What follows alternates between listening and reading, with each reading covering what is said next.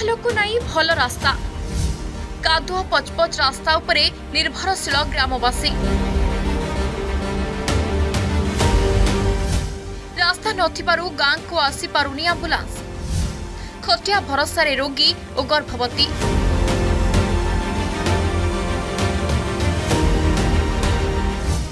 रास्ता नथिबारु विकास सेठी बाट बड़ा मौलिक सुविधार वंचित लोके दीर्घ वर्षर स्वाधीनता पर आज भी मौलिक समस्या जुझी होती लोके रास्ता शिक्षा और स्वास्थ्य भली मौलिक समस्या जोगु कलबल होती लोके आमे कहूँ गंजाम जिला सोरडा ब्लॉक मेरीकोट पंचायत गुनाखाल गाँव कथा गाँ ना जेमिति गाँव रास्ता मध्य सेमिति खाली खाल ही खाल गाँव को एपर्यंत पक्का रास्ताटीए भी संजोग होई नाही गाँव छात्र छात्री माने जंगल रास्ता खाल ढीप बिल और दुईटी केनाल रास्ता दे जिबा आसिबा करती वर्षा दिने केनाल रे पानी आसिले कॉलेज बा बंद गाँ को रास्ता नथिबारु आसी पारुनी आंबुलांस गुरुतर रोगी हुंतु कि गर्भवती खटिया भार करी निया जाए बेले बेले जीवन चली जाउथवा मध्य अभियोग करिसेंती ग्रामवासी आज को 70-80 वर्ष हेलाने आमे गुनाखाल ग्राम 6 खंड ग्रामर लोक बासिंदा अच्छो सेठी किंतु रास्ता काद पिची पिची हो स्कूल कॉलेज जीवा बहुत असुविधा होची सर रास्ता दुईटा नदी भी अच्छे रास्ता भितर से नदी रे भी पानी पड़ी गले आमे यातायात को बहुत असुविधा हो मेडिकल तो आम गुनाखाल ग्राम ठारू 6 किलोमीटर होची किंतु रास्ता घर तो बाहरी होनी रास्ता जो प्रकार काद पिची पिची होची पिला को बाड़ा पिटा करी मते स्कूल को पठेले मते से माने भी आसी पाना चली गले तो चप्पल मुंडे धरी जा पड़ुची जे किंतु आमे किंती मेडिकल जीवा को असुविधा होची कि बा गाड़ी चक्कू को आय होनी एमती होची क्या करिया बोली कि आम निजे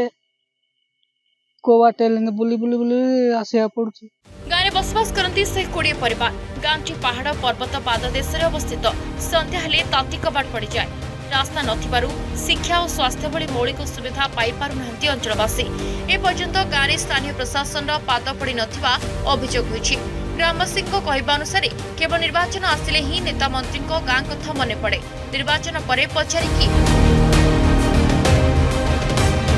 अभियोग पर भी समस्यार समाधान हेउनथिबा अभियोग करिसेंती ग्रामवासी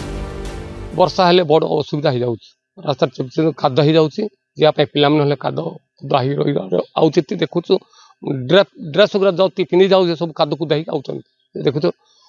वर्षा हला माने काद जीवा पे बहुत असुविधा होछि आज थिले विधायक को जणा हिथिला वीडियो मध्ये देखिथिले आसीथिले बहुत लोक देखिथिले रास्ता रे हां करी बोली कहै हेई पारुनी रास्ता बहुत कष्ट सर चाली चाली आसु अल्प दिन तले मोर स्त्री देह खराब थिला आउ 5 जन डाकिकी बोई की धरिक आसे ग्रामर विकास पई पक्का रास्तार आवश्यकता निहाती रही एभली रास्ता उपर निर्भर कर रही पाखापाखि 100 वर्ष ऊर्ध्व होला 6 खंडी ग्रामर लोक ए दृश्य होची गंजाम जिला सोरडा ब्लॉक मेरीकोट पंचायत गुनाखाल ग्रामर कथा केवल गुनाखाल नुह ए रास्ता दे गुनाखाल सहित आ 5टी ग्रामर मध्य लोक यातायात करती बारंबार सरकार को अनुरोध करने पर प्रति सरकार को नजर पड़ न ग्रामवासी तो केबे सरकार को एप्रति नजर पड़ो केबे रास्ताटी को पक्का रास्ता रूपे निर्माण करा जिवो ताकू ही अपेक्षा गंजाम जिला सोरडारू सत्यकांत पात्र अर्गस न्यूज जदि आपंक आम भिडी भल लगा तेब आम चैनल को लाइक शेयर और सब्सक्राइब करने को जमा भी भूलु नहीं।